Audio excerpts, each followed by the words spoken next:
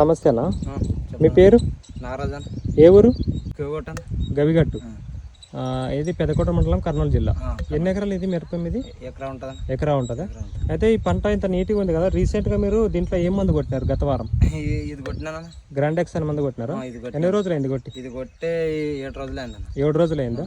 అయితే ఈ పంట ఇది కొట్టక ముందు ఎట్లా ఉండేది? మామూలు ఉండనా, ఇంత ఇంత ఏం సాగినలేదు. ఇట్లా ఇంత గ్రోత్ ఇట్లా లేకుండా ఇట్లా లేకుండా అంతా ముడుతుకొని రాంతుండే. ముడతా ఉండేనా? మొత్తం క్లియర్ అయిపోయింది మరి? క్లియర్ అయిపోయి ఇది సాగినదని అంతా కొమ్మ బాగా వచ్చింది, చిగురు బాగా వచ్చింది అంటావు?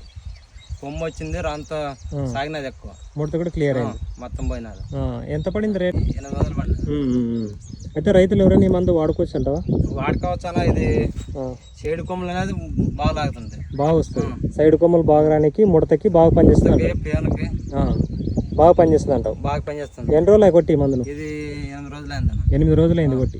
Okay okay. అయితే ఇప్పటి వరకు అయితే పంట ఈ విధంగా ఉంది, బాగా సాగుతుంది అన్న.